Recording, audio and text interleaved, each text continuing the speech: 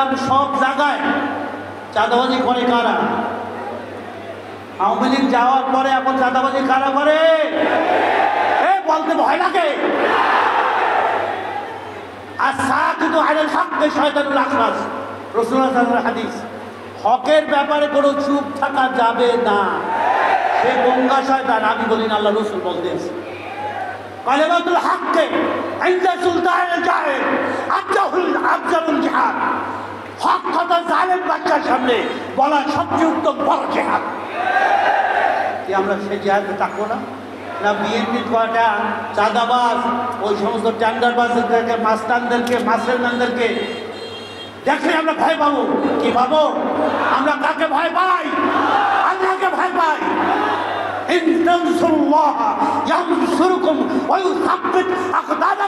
আল্লাহ নিজে বলে, তোরা যদি আমার দিনের উপরে থাকো, আমি তোদেরকে সাহায্য করবো। তাহলে আল্লাহর সাহায্য চাই না মানুষের সাহায্য চাই না দলের সাহায্য চাই? আমরা যদি হকের উপরে থাকি, আমাদের আল্লাহ স্বয়ং রব্বুল আলামিন সাহায্য করবে। যেভাবে 1 ঘন্টা আগেও হাসিনা সরকার জানতো না যে তার পতন হবে। কি জানতো? তাকে দেশ থেকে পালাই যাইতে হবে, জানতো হাসিনা। সে খালি প্রায় বলতো, আমি শেখের বেটি, আমি বাংলাদেশ ছেড়ে কোথাও যাব না। কিন্তু কথা ছিল, আর তার মন্ত্রী পরিষদ, তার এমপি সহ সব ভাবছে।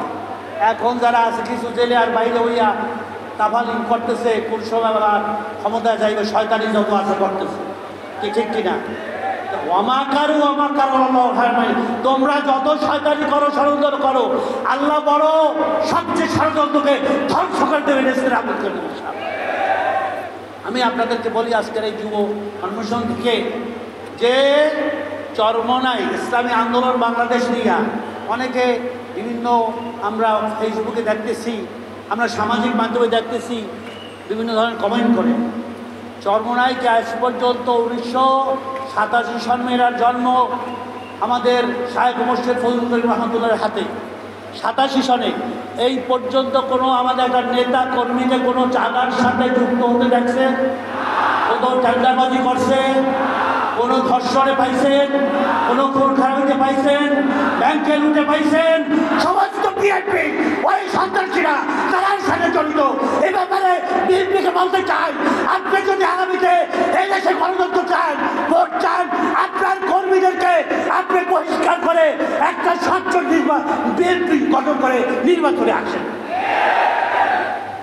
খালি বললে হবে না, আপনাদের কর্মী তো আপনাদের কথাই শোনে না, তারা তো কথাই শোনে না। কিন্তু আল্লাহর রহমতে আমরা যেভাবে ইসলামী আন্দোলন, আমরা সব জায়গায় সত্যের ন্যায়, আমরা কোরআনের আলোকে আমরা আমাদের কর্মীদের করতেছি, আদর্শিক আলোকে। আদর্শ আমরা আমাদের ইমান বিক্রি করবো না, আদর্শ বিক্রি করবো না। দুনিয়ার কোনো স্বার্থের সামনে আমরা নামছি তো নামছি আল্লাহর জমিনে, আল্লাহর দিন, কোরআনের আইন শাসন কায়েম না করে আমরা কেউ ঘরে ফেলবো না। কারা কারা রাজি আছেন? আল্লাহ সংগ্রামী ভাইরা আমার, আমরা কিন্তু স্পষ্ট বলতে চাই, আমরা কারো কাছে মাথা নত করবো না। আমাদের ভয় দেখাইও না, কারণ আমাদের সাথে আল্লাহর সাহায্য আছে। আমাদের গায়ে বুলেট মারবা, ওই বুলেট উল্লা মিলে তোমাদের বুকে যাই লাগবে। এখনো ঠিক পাও নাই। আমরা আল্লাহকে নিয়ে চলি, এত সহজ না। সেহেতু ইসলামী আন্দোলনের সম্পর্কে কথা বললে সাবধান করে দিতে চাই।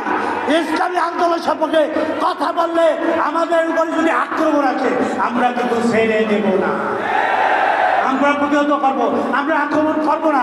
কিন্তু আপনারা যদি করেন, কোনো ছাড় হবে না। সাংবাদিক বন্ধুদের মাধ্যমে বলতে চাই যে আমাদের যে এই বিচার ব্যবস্থা, যেটা আমরা বলছি, দৃশ্যমান না হওয়া পর্যন্ত আমরা নির্বাচন চাই না। আমরা এই সংস্কার যতক্ষণ পর্যন্ত না হবে, আমাদের সংস্কার আগে নির্বাচন নয়। আমাদের বিশেষ করে পিয়ারের ব্যাপারে যে আমরা যুক্তিকতা তুলে ধরছি, আমাদের সাথে অন্যান্য দল সবাই আছে।